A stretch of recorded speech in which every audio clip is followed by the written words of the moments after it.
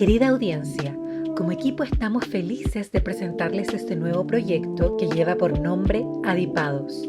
Nuestra intención es estar cada vez más conectados con ustedes y a través de este espacio poder conversar sobre diversas temáticas relacionadas al comportamiento humano.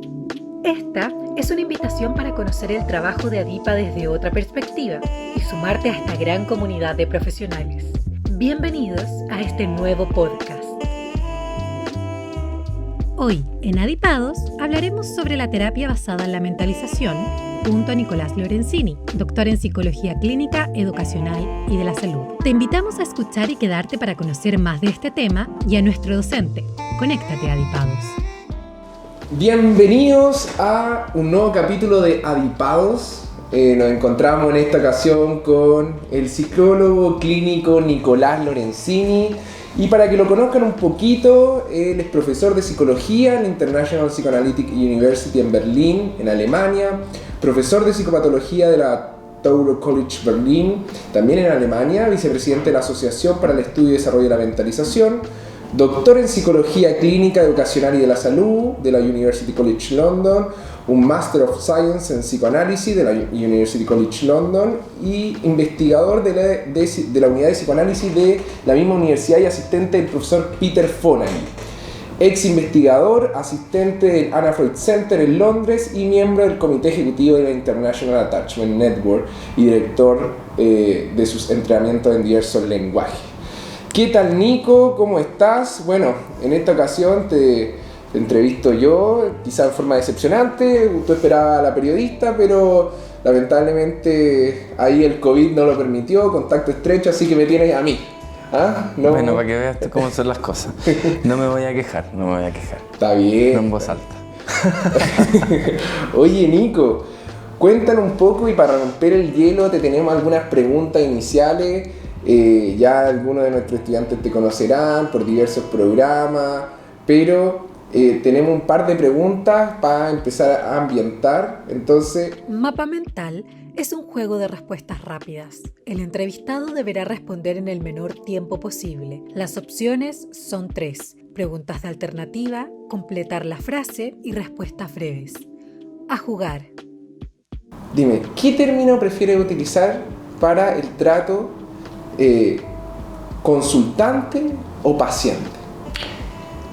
Es una discusión que tuve hace menos de un mes con una serie de colegas en Londres y en Latinoamérica. Y hay tres, de hecho, conceptos distintos, que está el cliente, el consultante y el paciente. Yo, porque soy psicoanalista, siempre le he dicho paciente, digamos. Y me parece que esto de, por ejemplo, cliente, que no es exactamente lo que me preguntaste, pero que se usa muchísimo también, como que tiene una connotación un poco de mercado que a mí no me gusta mucho, pero que por otro lado también refleja que es verdad que nuestra actividad es una actividad remunerada, etc. Con respecto a consultante, un consultante puede convertirse en un paciente, creo yo. El consultante es el que consulta. Pero una vez que tiene un diagnóstico y pasa, por ejemplo, sobre todo en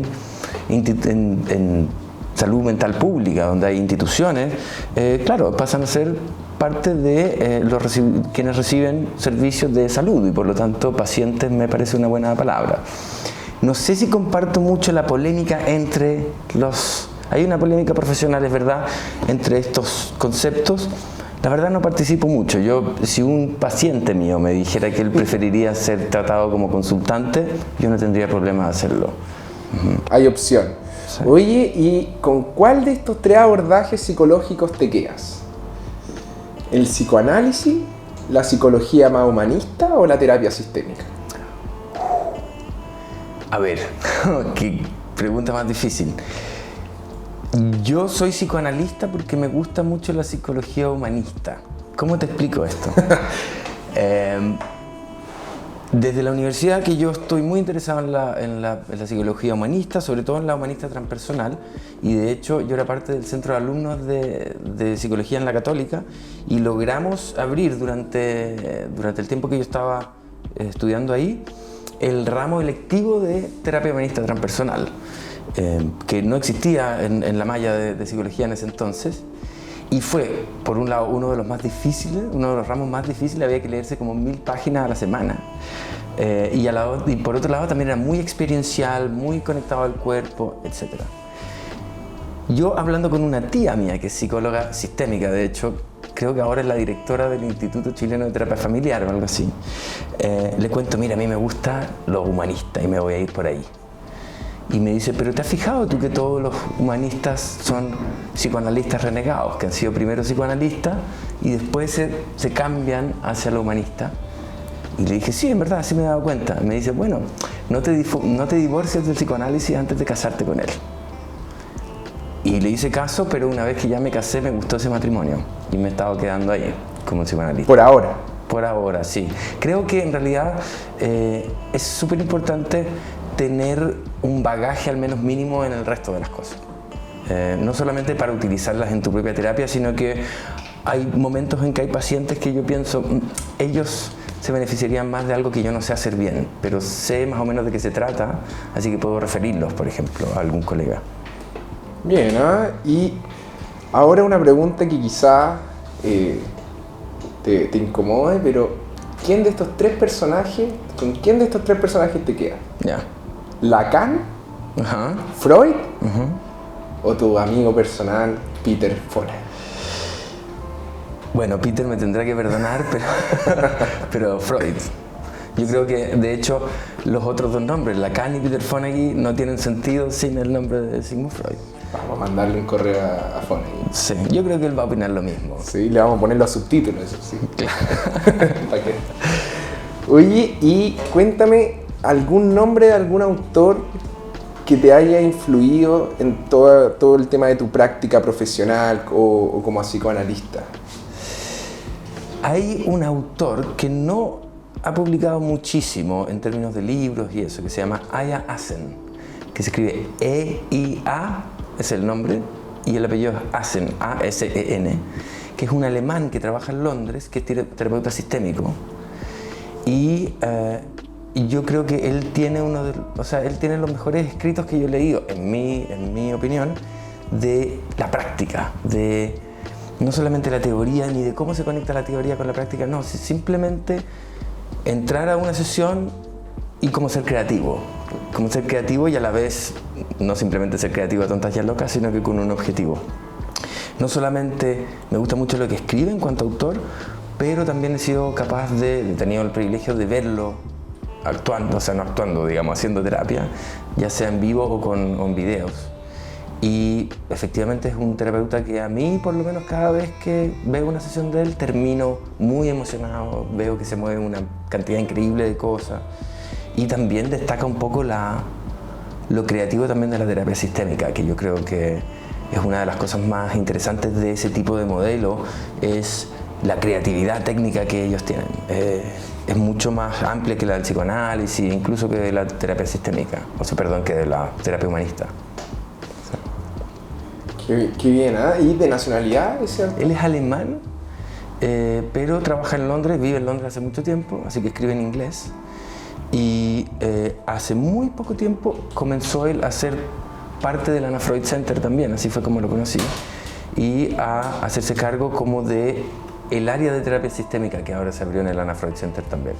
Mira, sí. ¿Y cómo fue pasar de esta persona que estuvo participando en el centro de alumnos de la UC a ser ayudante de Peter Fonagy? Cuéntanos un poco cómo fue tu relación con él, cómo fue tu trabajo, qué se sintió, cómo lo tomaste al principio. Bueno, al principio no lo podían mirar a la cara, era como encontrarse de repente con Elvis Presley en la calle, no sé, como Michael Jackson, como que me quedaba mirándolo así. Pero fue que la International Psychoanalytic Association, la IPA, la que inventó Freud en 1911, que todavía continúa, tiene todos los años un evento de una semana, 8 días en realidad, que se llama la Research Training Program, o la RTP, en el cual ellos invitan, los senior psicoanalistas del mundo, invitan a 20 jóvenes como promisorios en investigación en psicoanálisis y te enseñan a investigar en psicoanálisis utilizando técnicas sofisticadas que no necesariamente vienen del psicoanálisis. Y yo postulé y quedé a eso, el 2010. Y ¿Tú el recién director egresado tenías? me había ido recién a Londres. Ya. Y me fui a Londres porque yo me enamoré de una londinense, por eso me fui a Londres, no fui a estudiar ni nada. El amor siempre te lleva a otros lugares, ¿no? El amor siempre me lleva a otros lugares, sí.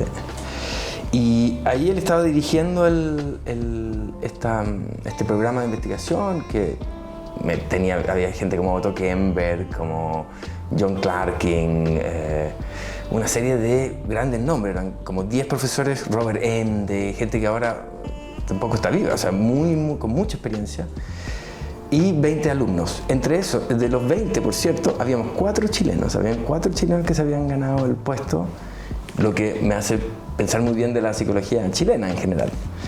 El asunto es que Fonagy era el que estaba dirigiendo este programa de investigación, y en un momento, yo recuerdo, yo fui al baño, entre medio de las clases que había y todo, y entra Fonagy al baño y se para en el urinal próximo al mío, digamos. Yo estaba súper nervioso, se me cortó todo, en fin.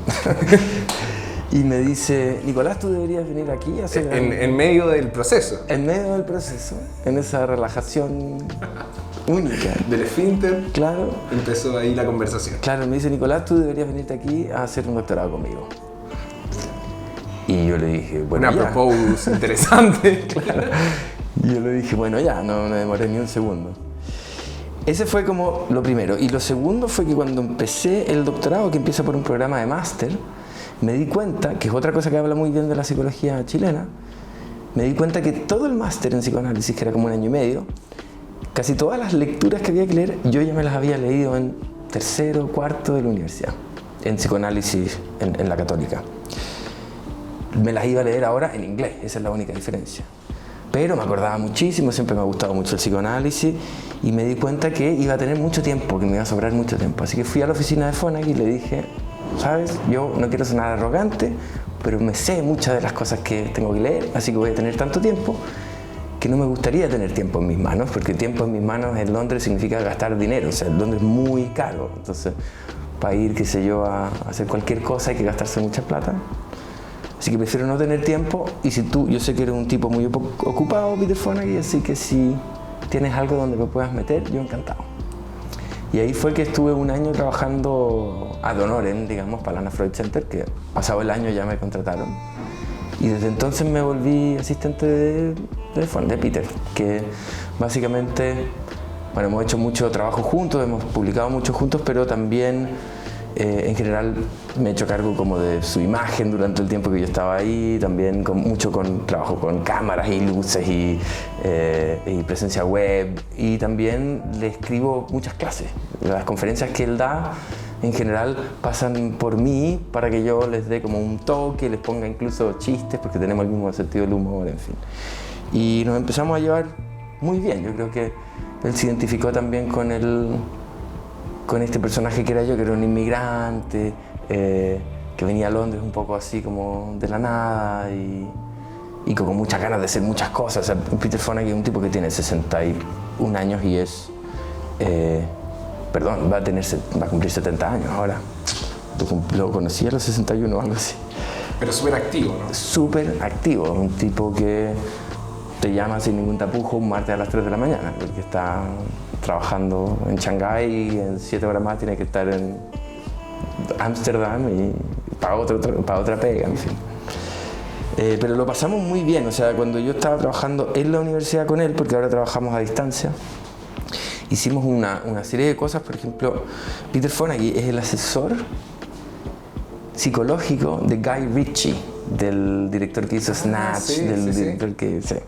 El asesor psicológico, ¿cómo es eso? ¿Qué porque hace? todos los personajes de Guy Ritchie son psicópatas. Ah, claro. Y él le da como todo el background, así de cómo tiene que... Claro. De cómo escribir los personajes, de cómo se pueden desarrollar los personajes dentro de la película, en fin. Un área de la psicología bien entretenida. Súper entretenida. Entonces, Peter está como muy interesado en el cine también, y hemos grabado, una vez hicimos un corto donde él actuaba con una actriz que contratamos y lo presentamos a un festival de cortos en Sundance, que no nos fue para nada bien, pero está, si uno se mete a la página de Sundance... Pero está ahí está la postulación, claro. Ahí está Peter. Claro. Está bien. Y en una palabra, entonces, ¿cómo lo definirías tu relación con Peter Fonda? Una palabra. Uy, generosidad, yo diría. Mira, bien.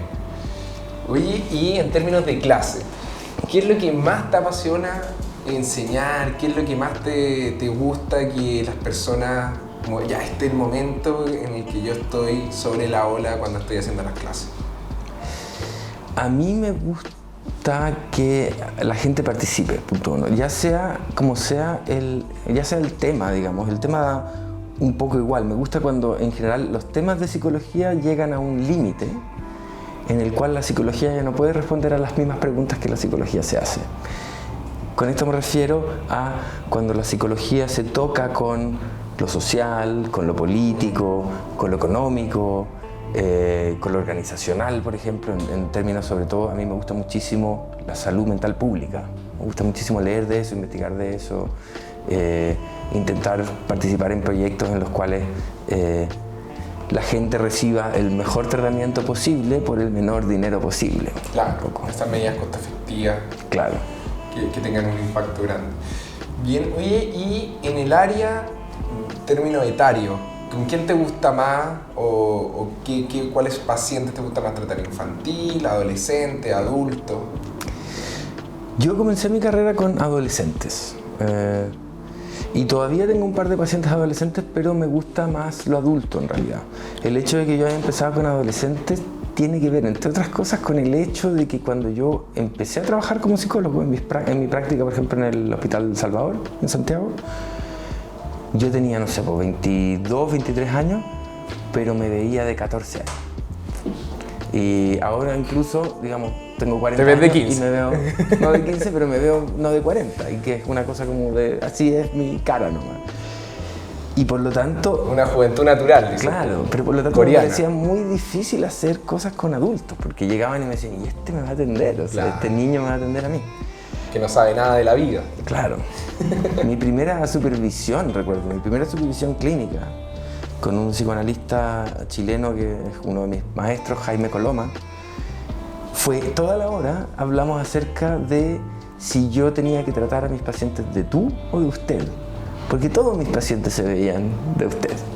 Entonces creo que como que le hice el quite a este problema especializándome primero en adolescentes, que al final resultó ser muy útil porque la psicología durante la adolescencia es una psicología muy amplia con muchísimos, digamos, sobre todo cuando se trata de psicología clínica, los adolescentes, ya sea el adolescente más sano, ya tiene algo psicopatológico, digamos. O sea, que aceptamos como sociedad, nos los llamamos locos, no los metemos a un hospital, ni les damos pastillas, ni los metemos necesariamente a terapia. Pero si alguien después a los 35 o 40 se comporta igual que un adolescente a los 16, eso es psicopatología. Entonces esta reorganización que sucede entre bueno, cerebral por un lado, pero también social, aquel que tiene adultos, digamos, del cuerpo, adultos que son capaces, por ejemplo, de procrear otros miembros de la especie a los 16 años, pero que socialmente no son adultos todavía. Y marca justamente lo que te venía diciendo antes, que la psicología se para un poco entre medio de otras cosas, se para entre medio de quiénes somos como sociedad, cuál es nuestra cultura, más allá de cómo nuestro cerebro se desarrolla o no se desarrolla, digamos. Claro, ya empieza a ver ese mix. Oye, y esta es una parte en donde hay que terminar una frase, ¿no? Okay. Entonces dice, lo más difícil del psicoanálisis es... quedarse callado. ¿Así? Sí. Vamos a después profundizar eso. Lo que un psicólogo nunca debe hacer es... quedarse callado, ¿no? Claro, callado. Lo que un psicólogo nunca debe hacer es dejar de ser psicólogo con sus pacientes, que es fácil también de dejar de serlo, convertirse en amigo o en... Claro, esa línea es muy delgada en algunos casos, ¿no? Sí. Creo que en otros mucho más gruesa, pero de repente... Claro, es decir, uno está trabajando con... O sea, mi herramienta de trabajo es mi propia persona, básicamente. Pero yo hay momentos que no tengo que ser mi propia persona. Es decir, no puedo tratar a todo el mundo con amabilidad Y no te preocupes, llámame cuando quieras, porque si no las terapias no funcionan. Lo que yo sé hacer no funciona. Y es difícil, sobre todo cuando hay gente que está sufriendo frente a ti y tú quieres hacer más y más y más. Es difícil aguantarse. Hay que ser psicólogo, hacer la psicología y nada más. Oye, y Nico, sabemos que tienes una faceta de DJ, entonces, bueno, vamos a conversar de eso un poco más adelante, pero si tenemos que elegir, ¿la música o la psicología? Yo diría que la música, fíjate. ¿Sí? Sí. O sea, psicólogo de profesión y músico de alma. De alma. Claro, claro. Está bien. Vamos a adentrarnos entonces ahí un poco más adelante y tu faceta de DJ, que nos cuente todos los conciertos en Berlín, ¿no? Pero poco para antes de eso, cuéntanos por qué la música, qué significa para ti. ¿Por qué ese gusto antes de irnos a todos tus temas y que haces de disjoquear? Bueno, la música como yo interpreto que es cualquier gusto o pasión que cualquier persona puede tener, resiste explicaciones. O sea, la que te voy a dar es por supuesto la mejor que he encontrado, pero que por supuesto no cubre todo lo que me pasa con la música. Bueno, punto uno es eso, me pasan muchas cosas con la música y si bien yo me he tirado como a la música electrónica, soy un melómano en general. Esa es una cosa. Lo otro es que yo crecí entre medio de notas y músicas y instrumentos musicales y cosas. Mi familia materna, todo el mundo tiene alguna afinidad con la música o se dedican a la música o se han dedicado a la música. Mi madrina era cantante profesional, mi hermano es músico profesional también. Así que siempre estuvo presente y era siempre, oh, mira esto, escucha esto otro, y siempre compartiendo opiniones y cosas. Eso, y me pasan cosas. ¿Y existirá alguna relación entre la música y la psicoterapia? Sí, absolutamente. O sea, como para mezclar los dos mundos y no quedarse con el uno con el otro. Absolutamente, o sea, yo creo que a los seres humanos nos gusta la música porque tenemos el cerebro que tenemos, digamos. Hay varias teorías de por qué a los seres humanos nos gusta la música y nos pasan cosas emocionales con la música, que están muy conectados como a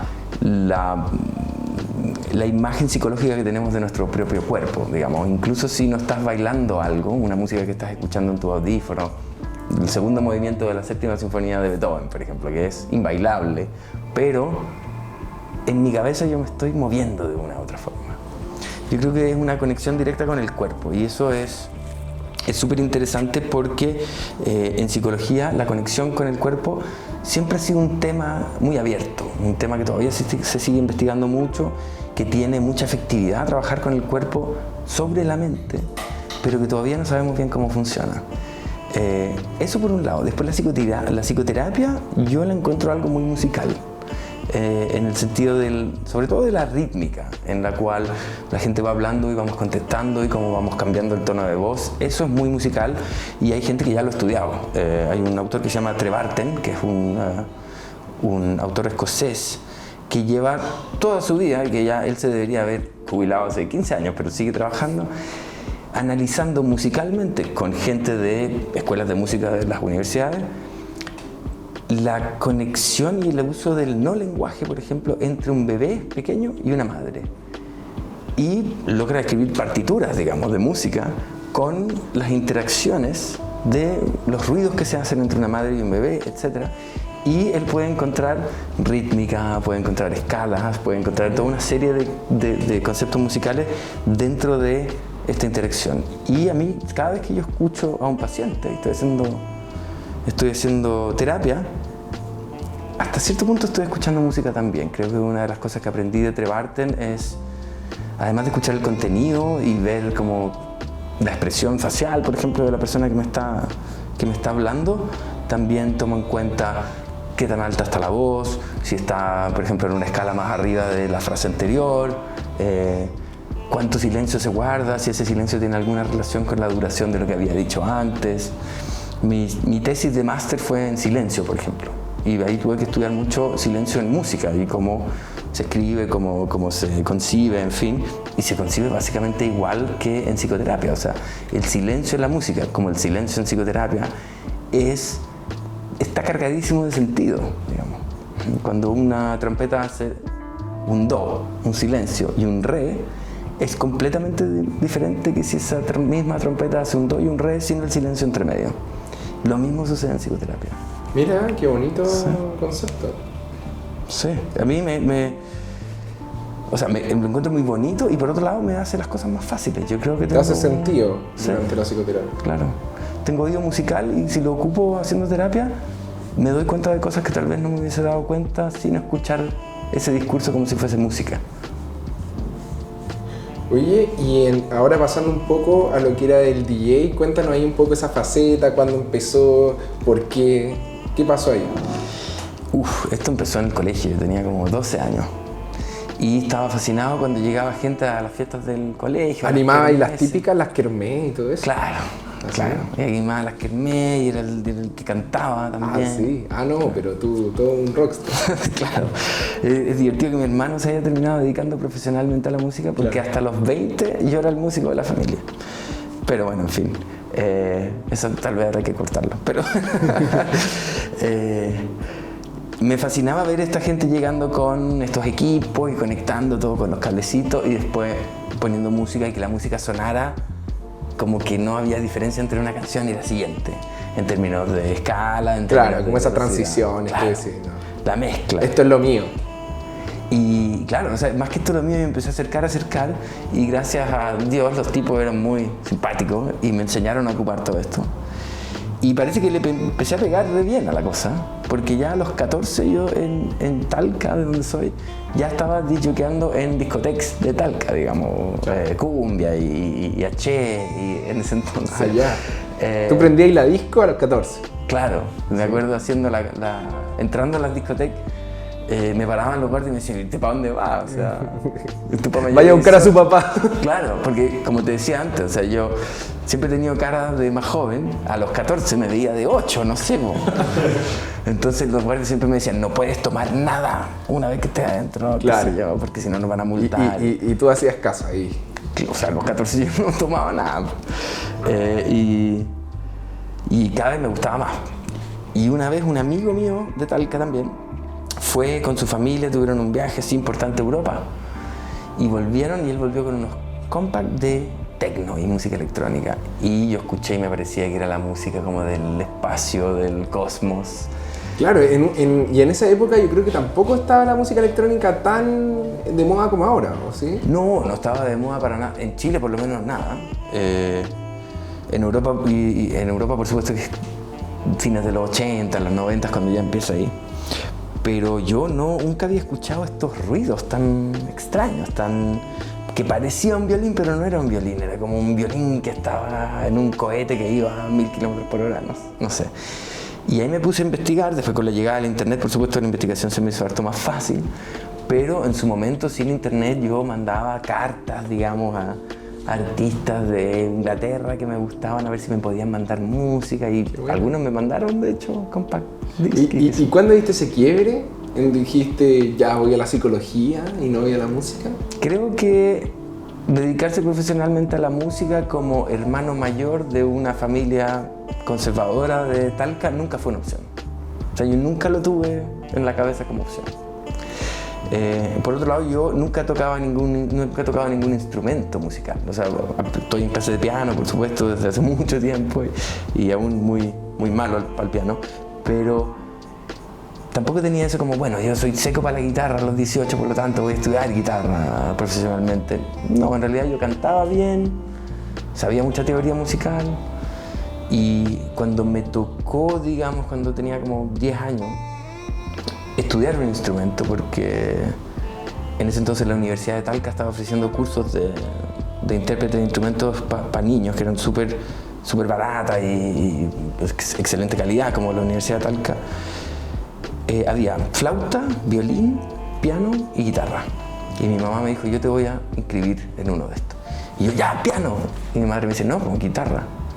Y yo decía, ¿pero por qué si a mí me gusta el piano? Sí, pero es que la guitarra se puede tocar en las fogatas, claro. para que, no sé, pues, impresione a las chiquillas. Yo tenía 10 años, vamos, que impresionar a las chiquillas era lo menos. Y te veías como de 6. Claro, me veía como de 6, estaba en un club anti-niñas, ¿me entendí? O sea, todavía no me interesaban las mujeres de la forma en que me interesan ahora, digamos.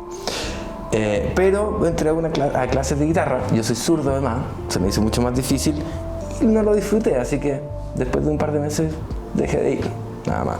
Y es uno de los temas pendientes que tenemos con mi madre, digamos. Está bien, está bien. Oye, y cuéntanos un poco para ver ya esta segunda sección que es terapia basada en la mentalización, el tema. Entonces, para comenzar, preguntarte un poco cómo te interesó el psicoanálisis, cuándo te empezó a interesar el psicoanálisis. Nos comentaste un poco este traspaso que tuviste, pero ¿en qué momento dijiste, bueno, psicoanálisis? Yo dije, bueno, psicoanálisis, al mismo tiempo que dije, bueno, psicología. Ah, sí, tú entraste con esa... Yo entré a psicología a ser psicoanalista. Por eso cuando esta anécdota que te cuento con mi tía, es cuando yo le digo, ¿sabes qué? El psicoanálisis ya no me gusta tanto, me gusta más lo humanista. Y ella me dice, bueno, no te divorcies todavía, sigue profundizando. Pero eso durante la U ya. Claro, eso durante la U. Yo a los 16 me leí un libro que es básicamente un resumen de la historia de la filosofía, que se llama El mundo de Sofía, de Joyce Steingarten, hay una película ahora creo.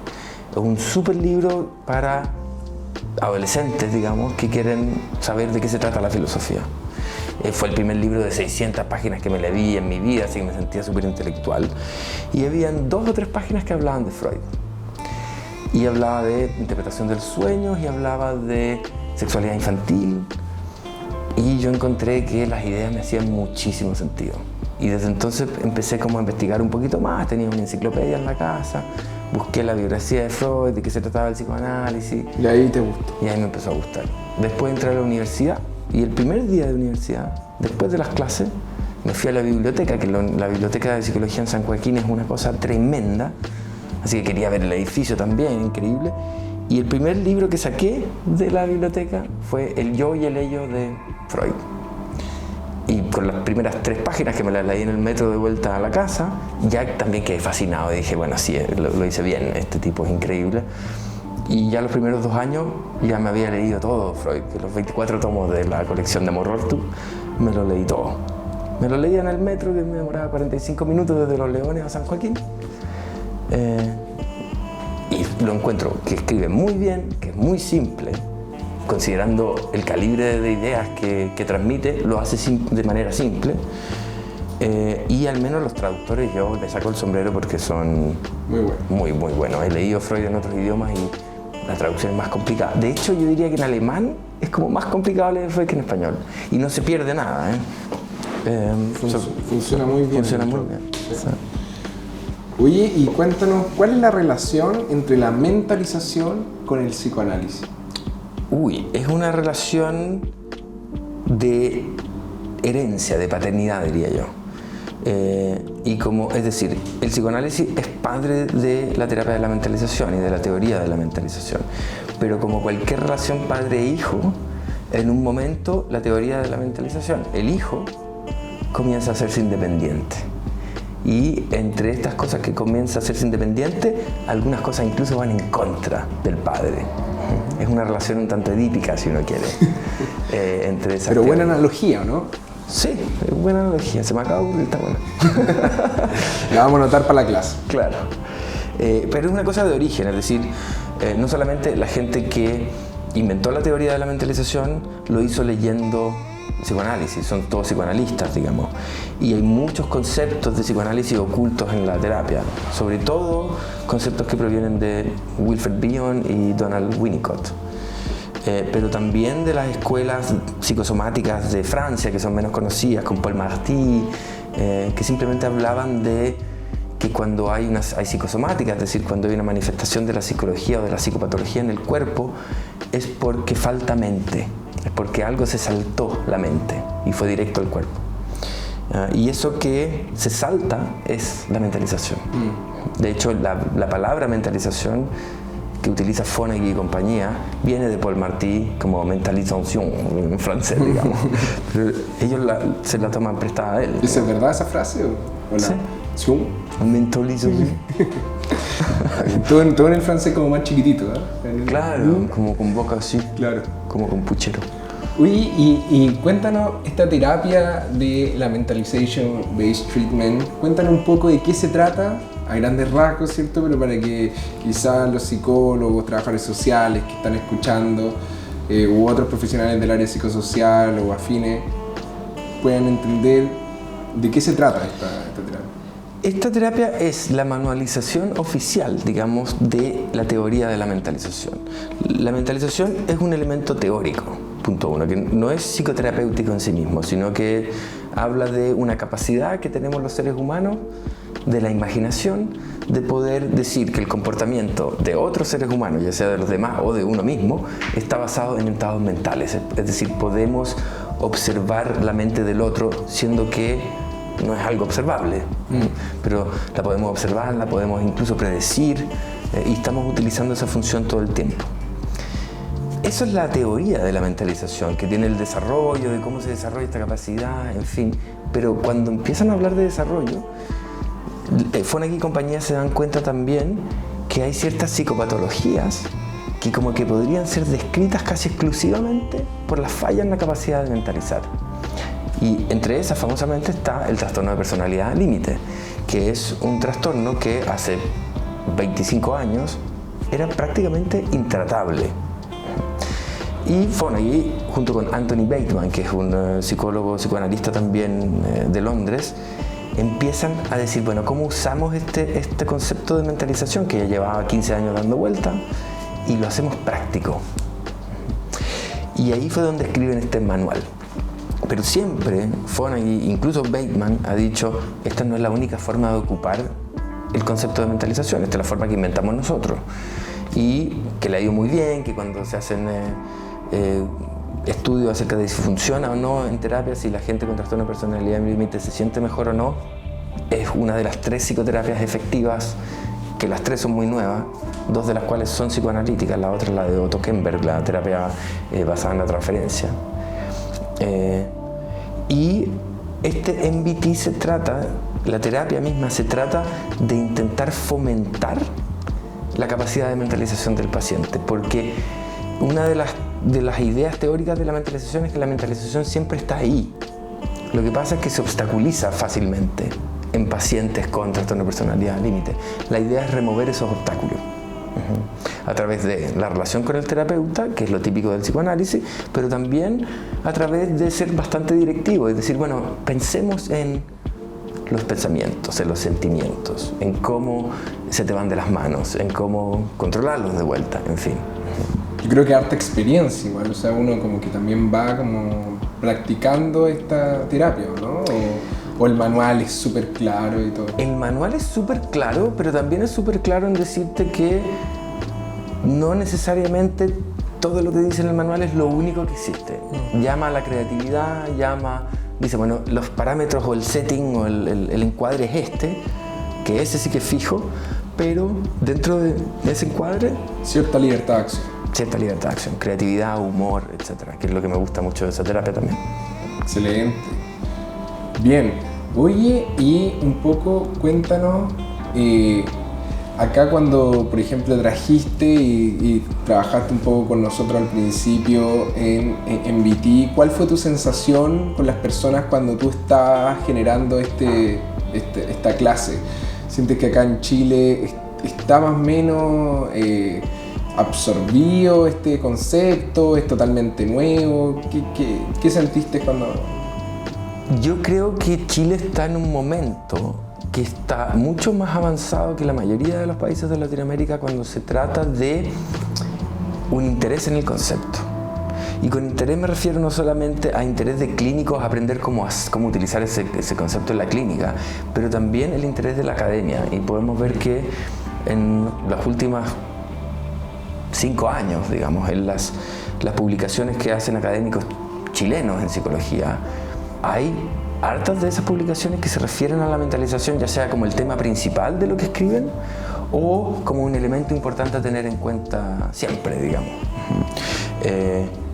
La creación del MIDAP en 2015, el Millennium Institute for Depression y Personalidad, y Personality, que es el proyecto avalado por el Estado más grande que jamás se ha hecho en psicología, que dura hasta el 2025 por lo menos. Es un proyecto que pretende mejorar la forma en que nosotros trabajamos en Chile con gente con trastorno de personalidad y depresión, sobre todo, que son prevalencias que están muy altas en este país. Y la mentalización es una idea que cruza transversalmente todo el trabajo del MIDAP. Y yo diría que México y Chile son los países que producen más ciencia y más conocimiento alrededor de este concepto y que están como trabajando con él más prácticamente también que cualquier otro país. Interesante. Y un poco acá en esta sección, que ahora nos vamos a una sección que dice "lo escuché en algún lado". Lo escuché en algún lado es una sección que intenta derribar mitos. Recolectamos planteamientos que causan confusión entre la gente. Comencemos. Dice, la tarea primera y central del terapeuta ha de ser la de brindar al paciente una relación de apego seguro que le sirva como una base desde la cual pueda aventurarse a explorar su mundo mental. Estoy absolutamente de acuerdo. ¿Sí? Sí. Mira, Sí. ¿no te costó? No, esto es algo que yo le digo a mis alumnos. Ah, perfecto. Sí. Las intervenciones deben ser acordes a la capacidad mentalizadora del paciente. Por ese motivo, han de ser simples y cortas, ya que una intervención larga y compleja será más difícil de comprender y estará posiblemente más allá de las capacidades mentalizadoras del consultante o paciente. También muy de acuerdo. Sí. No sé dónde haber escuchado estas cosas, pero me suenan casi a mí. Sí, efectivamente. Eso es una de las cosas más difíciles, por ejemplo, de trabajar con mentalización.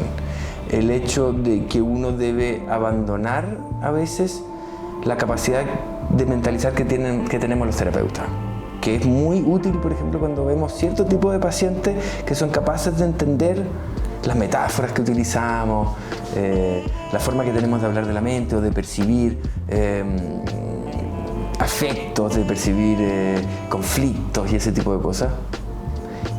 Hay personas que, incluso si uno le habla desde el punto de vista más intelectual, la mejor comprensión de la mente del otro, de mi paciente, yo no la puedo comunicar como la mejor comprensión, sino que tengo que rebajarla al nivel en que mi paciente está ahora. Yo necesito que entienda, yo a mi paciente necesito que me entienda, no que crea que yo soy inteligente, sino que me entienda. Y para que me entienda, tengo yo que buscar dónde está ese paciente a nivel intelectual, capacidades de la mentalización, si esa persona está con algún estado afectivo ahora vivo, digamos, si está muy angustiado, porque uno le habla distinto a una persona que está con angustia y a una persona que está riéndose. Uno le habla distinto el mismo tema a una persona de 30 años y a una de 6 años. Lo mismo sucede con la mentalización. Hay un nivel que cambia, fluctúa durante el día, en fin. Cada vez que un terapeuta tiene que hablar, primero tiene que preguntarse a qué capacidad de mentalización le estoy hablando y desde ahí hablar. Bien, interesante. Y tengo otra, acá todo preparado, dice centrarse en los hechos o actividades actuales. El centrarse en el pasado puede ser un refugio respecto a poner el acento en el presente, ya que las intervenciones que se centran en lo actual son más movilizantes afectivamente que las que lo hacen en el pasado. Estoy medio de acuerdo con eso, porque es una frase que es muy útil para un cierto tipo de pacientes, pero muy inútil para otro tipo de pacientes. Me refiero a pacientes con neurosis más clásicas, en las cuales la visita del pasado es no solamente muy útil, pero es esencial. Hay que construir una narrativa de cómo el paciente llega a ser quien es. Mientras que en pacientes que tienen una organización de personalidad no neurótica, que en general tienen síntomas más graves, hay que quedarse en lo concreto, en lo de aquí y el ahora. Y si en algún momento nos pegamos un viajecito hacia el pasado, bien, pero un pequeño viajecito. En general, lo mutativo, lo que sirve de psicoterapia con personas con trastorno de personalidad es quedarse en el ahora, en la semana pasada, digamos. ¿Y en los pacientes que no tienen? los pacientes que no tienen el pasado sirve para explicar muchísimo de quiénes somos ahora. Pero para eso hay que tener un aparato mental o una personalidad capaz de sostener esa relación entre el pasado y el presente. El reconocer que hay un niño de 4 años metido dentro de nosotros, que no es tarea fácil de reconocer. Y la última dice, tener en cuenta los déficits del paciente.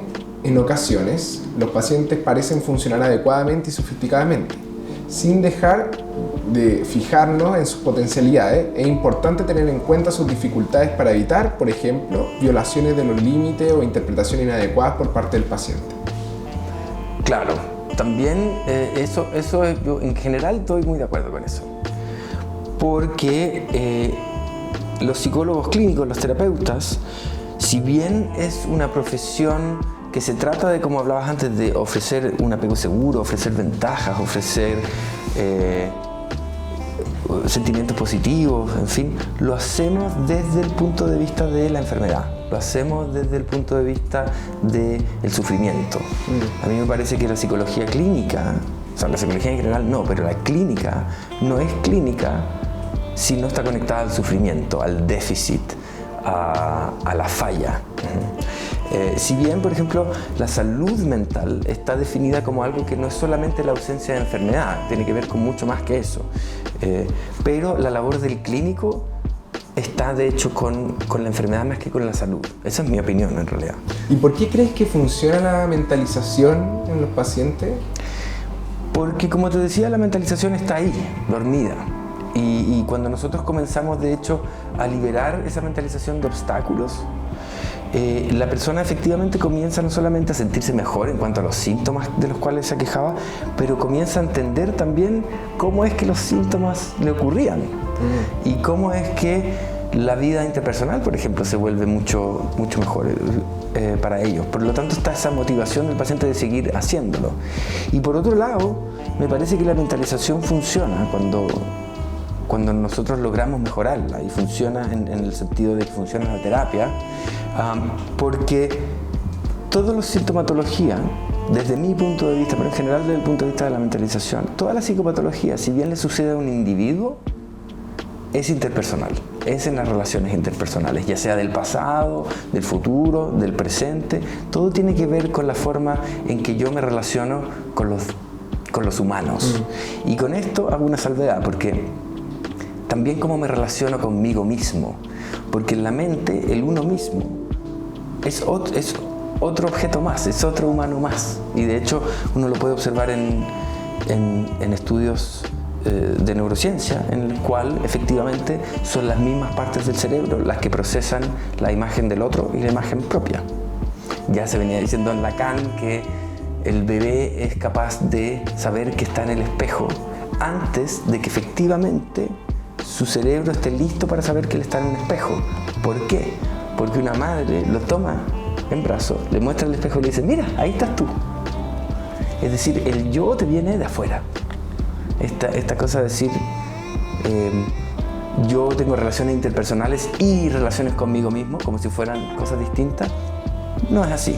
El yo es simplemente otra persona con una posición más bien privilegiada en la propia mente, pero que se trata igual. O sea, eso, no sé si alguna vez te has visto hablándote a ti mismo. Siempre. Eso es, estamos en eso todo el tiempo, a veces no es tan obvio, pero en eso estamos, digamos. ¿Y cuáles crees que son las pacientes que más cuesta hacer este proceso de mentalización? Yo diría que pacientes que se acercan a un diagnóstico de un trastorno esquizoide de la personalidad.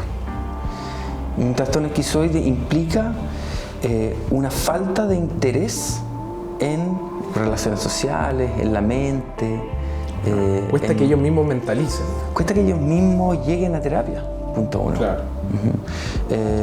Porque en realidad ellos se quedan encerrados en la casa, en general haciendo actividades así muy intelectuales, por ejemplo son secos para las matemáticas o para la electrónica o una serie de cosas, pero a diferencia de la mayoría de la gente que se queda en su casa y no se relaciona con nadie, tampoco tienen interés en hacerlo. Cuando pacientes llegan que están encerrados en su casa, llegan diciendo no quiero estar más encerrado, pero cada vez que salgo me da miedo hablar con la gente. Un esquizoide Entonces sí, estoy encerrado, pero así me gusta, digamos. Entonces, para mentalizar, para hacer trabajo de mentalización, una de las cosas iniciales que hay que tener, y si uno no la tiene hay que intentar crearla, es una curiosidad con respecto a la mente. Y es muy difícil crear, o casi imposible en muchos casos, crear esa curiosidad en un paciente que en realidad nos interesa en las relaciones humanas. Todo un desafío ahí, ¿no? Sí, de hecho yo diría que todavía no hay un método para hacerlo. O sea, esta pregunta me la preguntaron hace muy poco en una clase y por lo tanto me puse a buscar a ver qué había de material y en general no existe todavía ni siquiera de la mentalización, sino que todavía no existe una forma terapéutica que tenga cierto grado de éxito importante con pacientes de ese tipo. Además de que muchas veces esos pacientes ni siquiera están interesados en ir a terapia, entonces hay poca muestra también, hay poca experiencia con ellos. Me parece un desafío, yo creo que incluso todavía ya no resuelto, pero vamos a algo más mundano. Cuéntanos tu película favorita. Mi película favorita se llama Los 7 Samuráis y es de Akira Kurosawa, es del año 54, que es una película que es, bueno, bien larga, tiene de hecho un quiebre entre medio para ir al baño, qué sé yo. Y es muy compleja y simple a la vez. La verdad es que no sé bien cómo, al menos cuando se trata de diálogo, hay muy poco diálogo, pero es muy al punto, muy preciso. Y las imágenes son maravillosas. Además que te habla como de una época de la Edad Media de Japón, en donde estaban todas estas cosas del honor, de las distintas castas sociales, del tipo de sufrimiento, del tipo de heroísmo que existía entonces. Y después, porque me gusta mucho la película, me he puesto un poquito a investigar de la película, hay muchas cosas que Kurosawa inventa ahí y que todavía son parte del cine, sobre todo el cine japonés hasta ahora. O sea, él fue un pionero increíble del cine y como que se nota, esta película es vieja, se ve en blanco y negro y todo, pero se ve muy rápido, es muy de acción, es larguísima, pero hay momentos que te emocionan hasta las lágrimas y a otros que te tienen en la orilla del asiento con la pelea y tiene de todo, amor, artes marciales. Ahora sería una serie. Claro, ahora sería una serie de estas que no se terminan nunca. Claro. O sea. Oye, y en términos de libro, ¿qué libro recomendarías tú? A ver, en términos de mi libro favorito, que hasta me da un poco de vergüenza decirlo porque es un libro que me leí en el colegio, que los niños acá en Chile se lo tienen que leer en el colegio y en otras partes también, pero sigue siendo mi novela favorita, que es Un Mundo Feliz, A Brave New World, de Aldous Huxley. Me parece que toda la puesta en escena es maravillosa, es una distopia sin ser distopia. De hecho, él tiene otra distopia o sea, una utopía, porque decía yo escribí una distopia y ahora al final de su vida quería escribir un mundo en verdad feliz. Y sabe que no le sale tan bien como la distopia. Esa es mi novela favorita, pero ahora me estoy leyendo libros acá en Chile de Baradí. Ah, sí. Parte de la historia oculta de Chile. Y lo estoy disfrutando muchísimo, además que es de fácil lectura, entretenida, lo estoy disfrutando ¿Y mucho. desde el punto de vista académico, qué libro recomendarías? Desde la psicología... Tienes que leerlo, sí o sí. Desde la psicología yo te diría La interpretación de los sueños de Sigmund Freud. Sí, pero es... ¿Te marcó? Sí. Además que sirve más allá de la psicología.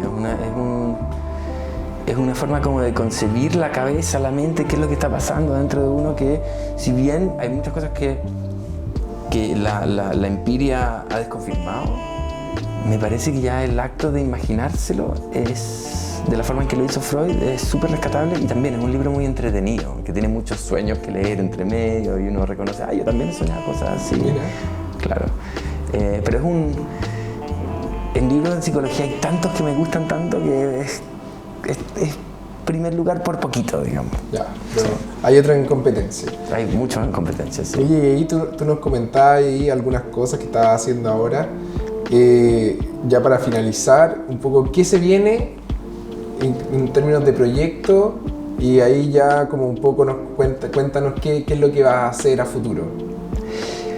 Bueno, hace muy poco que he logrado una cierta estabilidad profesional en el sentido de me he dejado de mover de país en país y estoy con mi consulta privada, digamos, que llevo un año funcionando, un poquito más funcionando, y que eso te da cierto nivel de predictibilidad de la vida que yo profesional que entonces no tenía. Pero, y bueno, lo que se viene es continuar con lo que estoy, que son las universidades en Berlín y en Londres, mi consulta, y ojalá, sobre todo, profundizar y ampliar la colaboración que tenemos con ADIPA. Eso a mí me parece como el gran proyecto a corto plazo que hay que... Bueno, te lo digo a ti así como no solamente para la entrevista, sino que para que sepan mi interés, que es algo que a mí me gustaría hacer muchísimo, porque yo quiero siempre estar conectado a Chile, y las veces que he trabajado con ADIPA no solamente ha sido un buen trabajo y buena onda trabajar con la gente de ADIPA, pero con los alumnos de ADIPA. Me pillo con gente de todas las edades, de todas las regiones de Chile, y todos unidos con ese interés, con esa misma curiosidad, digamos, pero con un contraste de experiencias, de experiencia en cuanto cuantitativa y cualitativa, digamos. Bueno, y además de seguir con las cosas que estoy haciendo ahora, con esta estabilidad que te cuento en cuanto a mis pacientes, en cuanto al trabajo en las universidades en Berlín y en Inglaterra, me parece que para mí sería muy importante ampliar la colaboración que yo tengo con ADIPA, digamos, que partió como una colaboración con AIEDEM, que es una de las asociaciones de las cuales pertenezco, pero me gustaría también unir otros grupos y otros grupos de colegas que tengo, etcétera, a que participemos con ADIPA, porque me gusta muchísimo, además de trabajar con ADIPA y todo lo que tiene que ver con lo logístico y con la calidad de las clases, con los alumnos de ADIPA, la gente que está interesada en este tipo de cosas, que comparten una curiosidad, pero a la vez se contrastan en términos de el tipo de experiencia que tienen, la cantidad de experiencia que tienen, el background que tienen en cuanto profesional, el tipo de temas que les interesa, por ejemplo, niños o adultos, o cierto tipo de patología, en fin. Eso me ha parecido que para mí ha sido un poco redescubrir el Chile profesional que yo dejé atrás hace como más de 10 años. El interés, la curiosidad de los profesionales. Claro.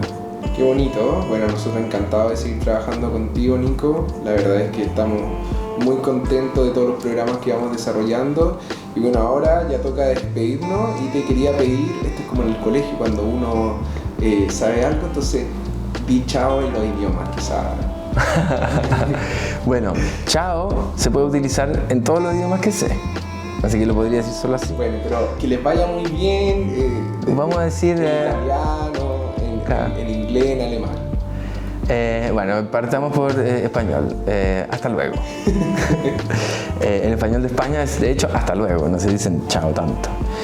See you later en inglés. Auf Wiedersehen, que significa te veo de nuevo en alemán, y ci vediamo più tarde, que en italiano es nos vemos más tarde. Ah, qué bien.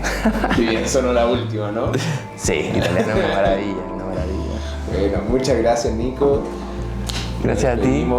Y para la próxima ahí esperamos tenerte nuevamente acá en Chile. Gracias por la invitación.